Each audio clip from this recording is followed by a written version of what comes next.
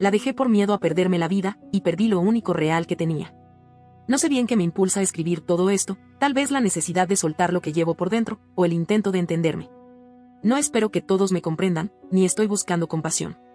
Solo quiero contar lo que me pasó, lo que hice, lo que estoy sintiendo ahora que ya es tarde. Tengo 26 años. Hace unos meses terminé una relación de casi 4 años con Matías, quien tenía 27. Él fue mucho más que mi pareja. Fue mi sostén, mi mejor amigo, esa persona que estaba en todas las fotos importantes de mi vida reciente. La relación que tuve con él fue de esas que te hacen pensar que todo va a estar bien siempre que estén juntos. Y por un tiempo, así fue. Matías es una de esas personas que sabes que son buenas, desde el primer momento. Tenía una forma tranquila de estar, una ternura constante, una paciencia que parecía inagotable. Me cuidó cuando yo misma no sabía cómo cuidarme. Estuvo ahí cuando estaba perdida con mi carrera, cuando no sabía quién era, cuando lloraba por cosas que ni yo entendía. Teníamos peleas, sí, como cualquier pareja que vive con intensidad. Pero nunca fueron violentas ni destructivas. Al contrario, él siempre era el primero en buscar soluciones, en hablar con calma, en no dejar que el orgullo se metiera entre nosotros. Hicimos planes. Queríamos vivir juntos, ahorrar para conocer el sur del país, formar algo sencillo, sin lujos ni grandes ambiciones, pero nuestro. Yo me sentía segura. Tenía estabilidad. Y ahí fue donde empezó a nacer la duda. Al principio eran pensamientos rápidos, casi imperceptibles. Cosas como, ¿será que esto es todo? ¿Y si me estoy perdiendo de algo más? ¿Y si me estoy apurando a vivir una vida demasiado tranquila para mi edad? Eran dudas que venían y se iban, pero nunca desaparecían por completo. Mis amigas, sin querer, empezaron a sembrar más esas ideas. Muchas estaban solteras, otras en relaciones pasajeras, todas hablando de libertad, de experiencias nuevas, de no amarrarse tan pronto. Me decían cosas como, Elena, todavía estás joven, no te cierres tan pronto, no te encierres en una relación tan seria ahora. Y aunque no lo decían con malicia, esas frases se me quedaron pegadas en la cabeza. Empecé a mirar con otros ojos todo lo que no estaba viviendo. Me empezó a pesar que Matías fuera tan casero, que prefiriera una película y pizza en casa a una noche de fiesta. Sentía que estábamos llevando una vida demasiado tranquila para nuestra edad. Como si ya estuviéramos jubilados, como si la chispa de lo inesperado se nos hubiera terminado. No sé si fue miedo al compromiso o miedo a mirar atrás dentro de 10 años y sentir que no viví lo suficiente antes de establecerme. Un día, sin pensarlo tanto, con más impulso que claridad, decidí terminar con él. No fue algo maduro. No fue respetuoso. Fui cruel. Le dije que me sentía apagada, que no quería seguir viviendo como si ya tuviera 40 años, que necesitaba sentirme libre. Lo dije sin filtro, sin medir las palabras. Matías no dijo nada al principio. Lloró. Me preguntó si había otro. No lo había. Me preguntó si ya no lo amaba. Y ahí no supe qué contestar. Porque sí lo amaba, pero sentía que eso ya no era suficiente. Recogí mis cosas, bloqueé su número y me fui. Me creí valiente. Me convencí de que estaba haciendo lo correcto. Durante los primeros meses después de la ruptura, salí mucho. Fui a fiestas, viajé, conocí gente, tuve citas. Mis redes estaban llenas de sonrisas y copas en alto. Para muchos, parecía que me había liberado. Pero por dentro, algo empezó a romperse. Cada regreso a casa se sentía más frío. Cada conversación nueva me parecía superficial. Nadie me miraba como lo hacía Matías. Nadie me escuchaba con la misma calma. Nadie me conocía como él. Y no era que idealizara lo que teníamos. Es que realmente lo extraño. Extrañaba nuestras mañanas lentas, nuestras conversaciones sobre tonterías, la forma en que él me calmaba cuando todo me parecía demasiado. Extrañaba hasta sus silencios. Y lo peor era saber que yo lo había destruido sin darle una explicación real. Me fui como si él no hubiera significado nada, y ahora, ¿con qué cara podía volver? Me empecé a preguntar si esto que sentía era amor o culpa. Tal vez una mezcla de ambas. Pero no pasaba un solo día sin que pensara en él. Y no solo pensaba en lo que teníamos, sino en quién era yo cuando estaba con él. Porque ahora, aunque tenga 1000 planes y 1000 caras nuevas alrededor, me siento perdida. Me di cuenta de que confundí rutina con monotonía, estabilidad con aburrimiento. Que dejé ir algo profundo por una sensación efímera de libertad. Y ahora estoy aquí, escribiendo todo esto, tal vez como castigo, tal vez como intento de redención. Después de muchos días de pensar en escribirle, tomé el teléfono y le mandé un mensaje. No lo leyó. Revisé y me di cuenta de que me tenía bloqueada. No sé desde cuándo. Supongo que lo entiendo. Entré a su perfil con otra cuenta. Vi que no ha cambiado mucho. No parece estar en otra relación. Sigue siendo reservado. Algunas fotos en grupo, otras en lugares donde solíamos ir. Me dolió verlas. No porque pareciera feliz, sino porque yo ya no estaba ahí. Entonces me senté y escribí un correo. Largo, sincero. No para convencerlo de volver, sino para pedirle perdón. Sin excusas, sin adornos.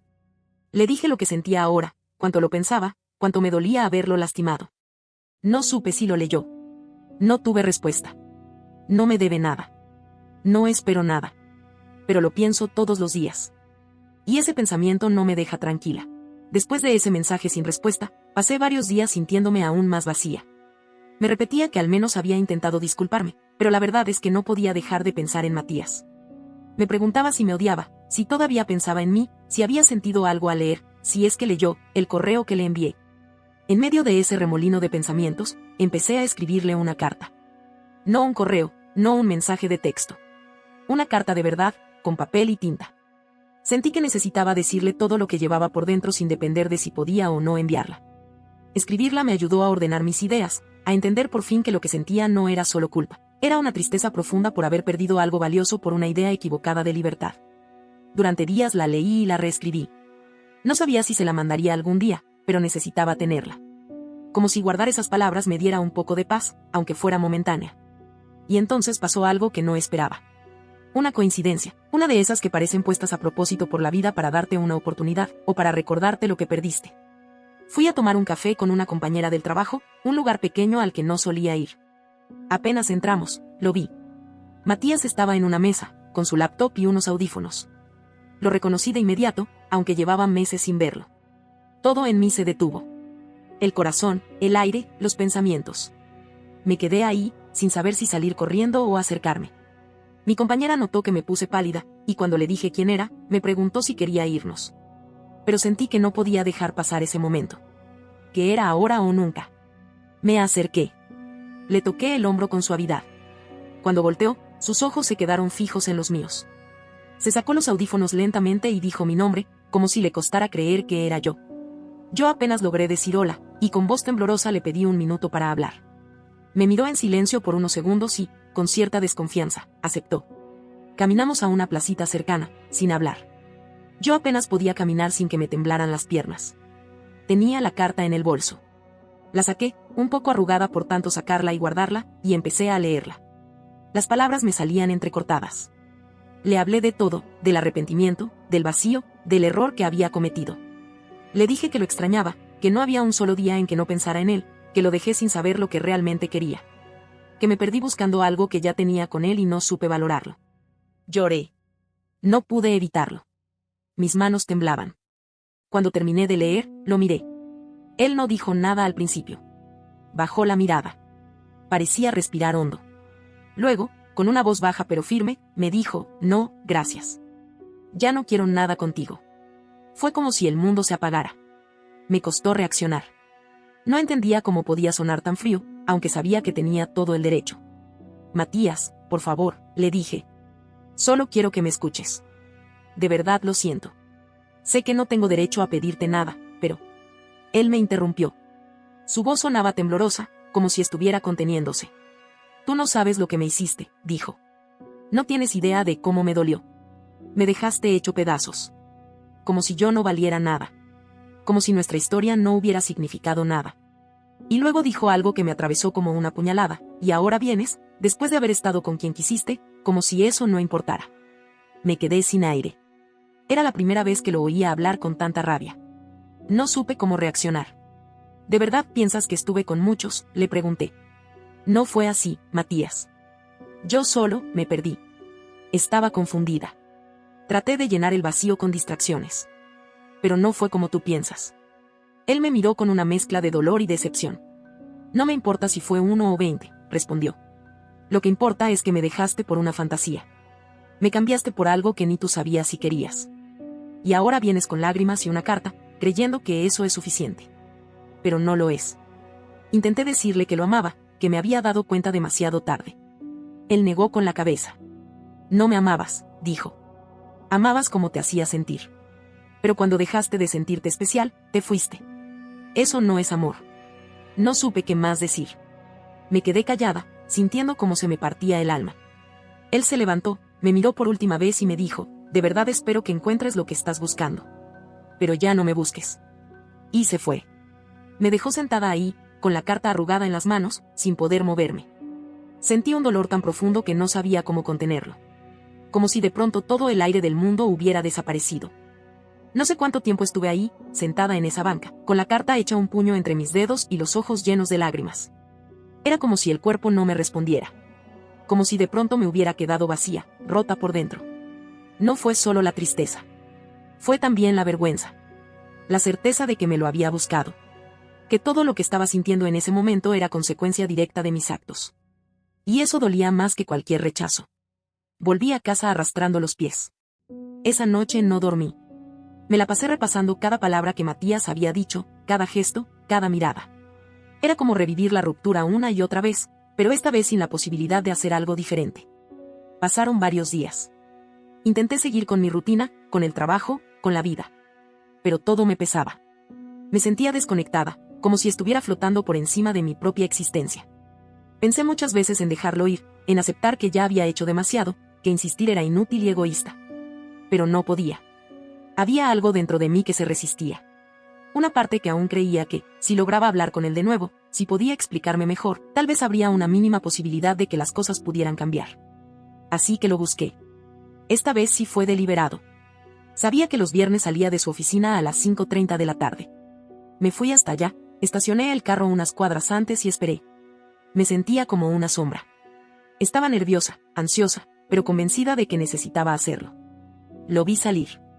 Iba solo, con sus audífonos puestos, caminando con la cabeza baja. Me bajé del carro y caminé rápido detrás de él. Cuando estuve lo suficientemente cerca, lo llamé. Matías, por favor. Él se detuvo. Se dio la vuelta y al verme, su expresión cambió de inmediato. No dijo una sola palabra.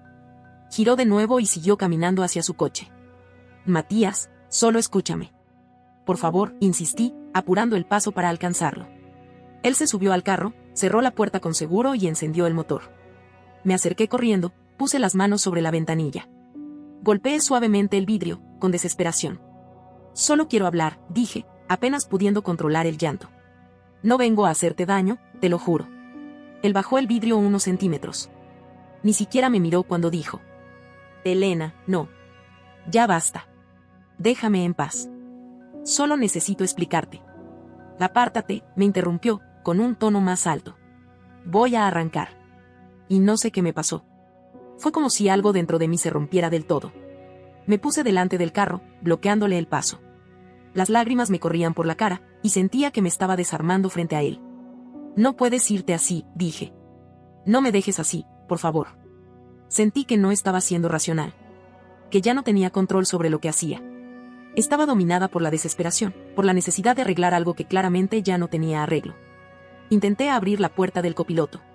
Estaba con seguro. Matías bajó un poco más la ventanilla y gritó. Ayuda. Oficiales, por favor. Me congelé. A unos metros, había 2 policías de tránsito. Al ver lo que pasaba, se acercaron corriendo. Uno de ellos me tomó del brazo y me alejó del carro, mientras el otro le preguntaba a Matías si estaba bien. ¿Qué está pasando aquí, señorita? Me dijo uno de los agentes. Yo no sabía qué decir. Estaba llorando, temblando, con el corazón en la garganta. Te lo conozco. Era mi pareja. Solo quería hablar con él. Desde el carro, Matías dijo en voz firme. No quiero que se me acerque. Me está acosando. Ya lo ha hecho otras veces. Por favor, dígale que se aleje. El policía me pidió mi identificación. Me habló con firmeza, aunque sin agresividad. Me pidió que me calmara, que me retirara, que si insistía podría meterme en un problema más serio. Me sentí humillada.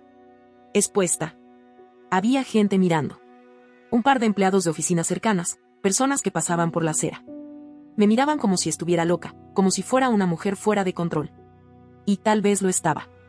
Matías arrancó y se fue sin siquiera mirar atrás. Yo me quedé ahí, parada, con los ojos llenos de lágrimas, con la cara ardiente de vergüenza, con una rabia dirigida solo hacia mí misma. No quise volver al carro. No podía manejar así. Caminé por media hora sin rumbo, hasta que encontré una banca en un parque y me senté. Ahí, bajo un árbol, me dejé caer. Lloré con todo el cuerpo. Me quebré por completo. Lloré como si me estuviera deshaciendo, como si ya no quedara nada de mí. Y ahí, en medio de esa oscuridad emocional, lo entendí todo. Sentada en esa banca, con la cara entre las manos y el corazón en ruinas, entendí lo que me negaba a ver desde el principio, que ya no se trataba de amor, al menos no solamente. Se trataba de orgullo, de culpa, de no aceptar que había destruido algo valioso por decisiones inmaduras y mal guiadas. No era solo la pérdida de Matías, era también la pérdida de la versión de mí misma que existía cuando estaba con él. Me había vuelto alguien que no reconocía, alguien capaz de rogar, de exponerse, de invadir los límites de otra persona solo por aferrarse a una idea que ya no existía. Recordé su mirada al decirme que no lo volviera a buscar, el temblor en su voz cuando me dijo que lo había dejado en su peor momento. Y entendí que todo lo que yo había hecho después, las cartas, los intentos de disculpa, hasta ese último acto desesperado frente a su coche, no eran más que un intento de limpiar mi conciencia. No de reparar realmente lo que se había roto. Él no me debía una segunda oportunidad. No estaba obligado a escucharme ni a validar mis sentimientos. Había decidido alejarse para protegerse. Yo era quien había cruzado sus límites, una y otra vez, sin respetar su proceso. Y mientras más lo pensaba, más claro me quedaba que no podía seguir así. No podía seguir buscándolo con la excusa del amor cuando, en el fondo, lo que me empujaba era el miedo a quedarme con el peso de mis decisiones. Porque sí, fui yo la que decidió dejarlo. Nadie me obligó. Lo hice creyendo que allá afuera me esperaba algo mejor. Que la vida, la juventud, la aventura estaban esperándome como un premio por soltarlo seguro. Pero me equivoqué. Lo que encontré fue una sucesión de momentos vacíos. Citas sin profundidad. Noches que se sentían largas y frías, aunque estuviera rodeada de gente. Viajes que se veían bonitos en fotos pero que no llenaban nada por dentro. Una libertad hueca. Matías era mi hogar. Y lo destruí con mis propias manos. No por maldad, sino por inmadurez. Y aunque ahora entiendo muchas cosas, también sé que entender no me exime de las consecuencias. Que decir me equivoqué no borra el daño. No me estoy victimizando. No quiero que nadie me vea como una víctima de sus propias decisiones. Solo estoy siendo honesta conmigo misma por primera vez en mucho tiempo. Reconociendo que fui yo quien falló, que fui yo quien rompió algo que no debía romper. Pasaron los días. No lo busqué más. No volví a pasar por su trabajo, ni intenté escribirle. Guardé la carta en una caja, junto con algunas fotos y un par de cosas que me recordaban a él.